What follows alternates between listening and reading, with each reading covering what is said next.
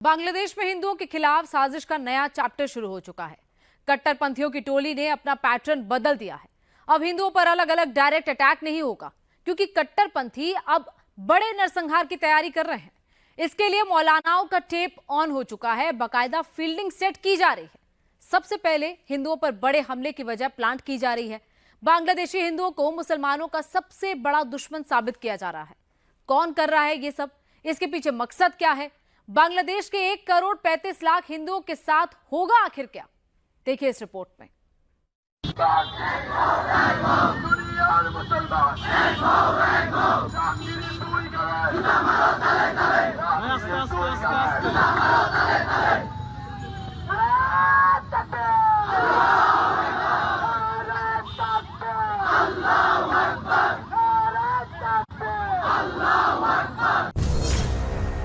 भारत के नाम पर मुसलमानों को भड़काओ, हिंदुओं को निशाना बनाओ। ढाका में ये स्क्रिप्ट कौन लिख रहा है?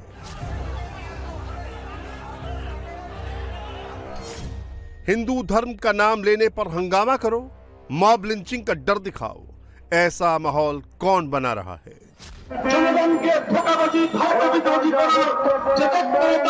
শিক্ষা মন্ত্রণালয় থেকে করা হচ্ছে, আমরা তার তীব্র নিন্দা জানাই। এরপরে যদি সেই বিতর্কিত ব্যক্তিকে সেখান থেকে বহিষ্কার করে দেওয়া হয়, হেফাজতে ইসলাম কঠোর কর্মসূচি গ্রহণ করতে বাধ্য হবে। बांग्लादेश की सड़कों पर जहरीली तकरीरें देकर हिंदुओं को भगाने की साजिश कौन रच रहा है? ढाका, चटगांव, सिलहट, रंगपुर से लेकर खुलना तक हर गली, हर चौराहे पर मौलानाओं की टोली, कट्टरपंथी जमातियों की भीड़ मुसलमानों को उकसा रही है।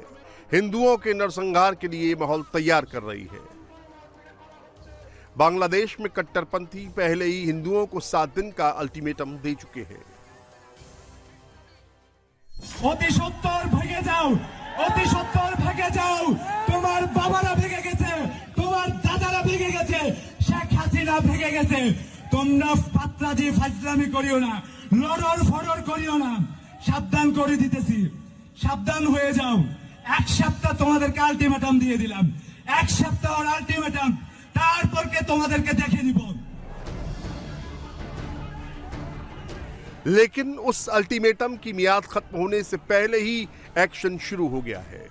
हिंदुओं पर हमले के लिए बहाने तलाशे जा रहे हैं। लोगों के मन में नफरती जहर भरा जा रहा है। जमातियों और कट्टरपंथियों की भीड़ पुलिस की जिस गाड़ी पर हमला कर रही है, उस गाड़ी में हिंदू युवक पार्थो विश्वास मौजूद है। पार्थो विश्वास पर हमला क्यों हो रहा है? कट्टरपंथी इन्हें मारने पर क्यों आमादा है? सुनेंगे तो हैरान रह जाएंगे।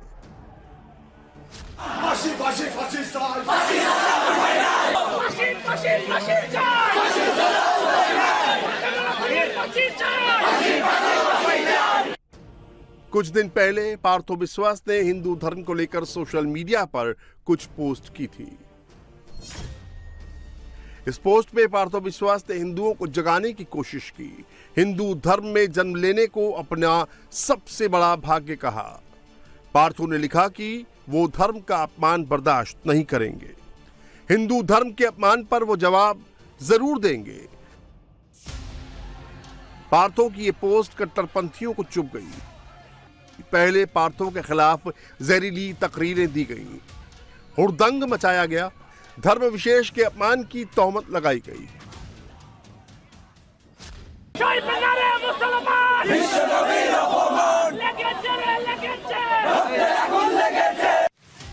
कट्टरपंथियों की टोली ने माहौल बनाने के लिए माइक बाहर निकाल दिया, नाराए तकबीर लगा दिया।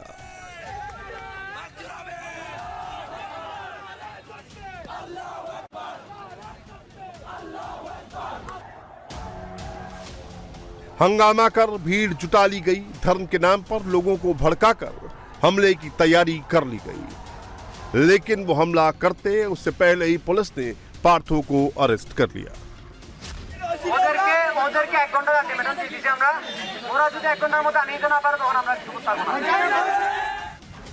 पुलिस पार्थो को थाने ले जाने लगी तो कट्टरपंथियों की भीड़ ने गाड़ी पर ही हमला बोल दिया। पुलिस की गाड़ी को चारों तरफ से घेर लिया। कट्टरपंथियों की भीड़ आगे खड़ी हो गई तो बेबस पुलिस को गाड़ी पीछे लेनी पड़ी, लेकिन जमातियों की टोली ने गाड़ी को पीछे से भी कवर कर लिया।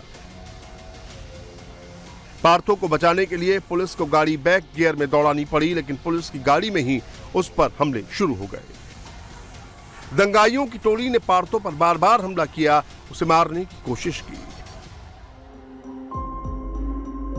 हिंदुओं के खिलाफ नफरत का पार्थो एक एग्जाम्पल भर है। बांग्लादेश में हिंदू विरोधी माहौल बनाने के लिए कट्टरपंथी हर पैंतरा अपना रहे हैं, हर उस मुद्दे को हवा देने में जुटे हैं जिससे हिंदुओं के खिलाफ नफरत बढ़े, हिंसा और हमले तेज हो जाएं। ढाका से मुंबई की दूरी 2000 किलोमीटर से ज्यादा है। महाराष्ट्र में रामगिरी महाराज के बयान पर मचा बवाल शांत हो चुका है, लेकिन बांग्लादेश में इसे खूब हवा दी जा रही है। कट्टरपंथियों की अगुवाई में स्टूडेंट रामगिरी महाराज के खिलाफ जमकर नारे लगा रहे हैं, नफरती तकरीरें दे रहे हैं, नाराए तकबीर भी दिया जा रहा है।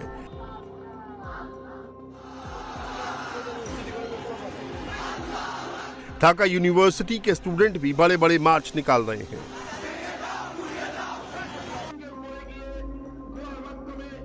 कट्टरपंथी मौलानाओं की टोली भी एक्टिव हो चुकी है। गली चौराहों पर बड़े बड़े प्रदर्शन किए जा रहे हैं। हिंदुओं के खिलाफ खूब जहर उगला जा रहा है। আমরা আজকে একটি উদ্দেশ্য নিয়ে এখানে একত্রিত হয়েছি। রং ঢং সব ধরনের ঊর্ধ্বে এই উদ্দেশ্যে সমগ্র বিশ্বের মুসলমান এক। बांग्लादेश का मुसलमान इस मुद्दे को इतनी तवज्जो क्यों दे रहा है, समझना ज्यादा मुश्किल नहीं है। दरअसल इन प्रदर्शनों के पीछे बड़ी गहरी साजिश छिपी है। इन प्रदर्शनों के जरिए कट्टरपंथी मुसलमानों को एकजुट करने में जुटे हैं। हिंदुओं के खिलाफ नफरती आइडियोलॉजी को ताकत दी जा रही है। हिंदुओं पर हो रहे हमलों को जायज ठहराने की कोशिश हो रही है। मौलाना इन प्रदर्शनों से भारत विरोधी माहौल बना रहे हैं। उन्हें लगता है कि इन प्रदर्शनों से बांग्लादेश के पूरे मुसलमान हिंदुओं के खिलाफ खड़े हो जाएंगे। এরপরেও যদি সেই বিতর্কিত ব্যক্তিকে সেখান থেকে বরখাস্ত না দেওয়া হয়, হেফাজতে ইসলাম কঠোর কর্মসূচি গ্রহণ করতে বাধ্য হবে। बांग्लादेश के जिहादियों ने शेख हसीना की पार्टी अवामी लीग से हिंदुओं को जोड़ दिया है। ऐसा माहौल तैयार किया जा चुका है कि जो भी शेख हसीना का नाम ले उस पर हमले शुरू हो जाते हैं। छोटे छोटे बच्चों के अंदर भी नफरती जहर के बीज बो दिए गए हैं। ये लड़की ढाका यूनिवर्सिटी के पास शेख हसीना का बर्थडे सेलिब्रेट करने आई थी। गरीब बच्चों के बीच जाकर उसने केक काटा।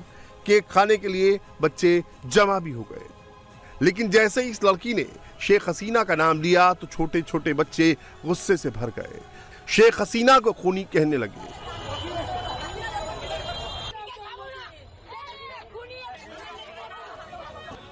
छोटे छोटे बच्चों ने लड़की से बहस शुरू कर दी, केक खाने से मना कर दिया।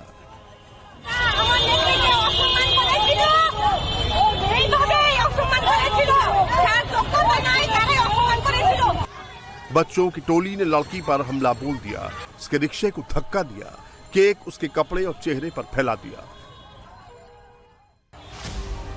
शेख हसीना के नाम पर ढाका की गलियों में मौजूद बच्चों के मन में भी जहर भर दिया गया है और अब इस जहर को पोषण दिया जा रहा है।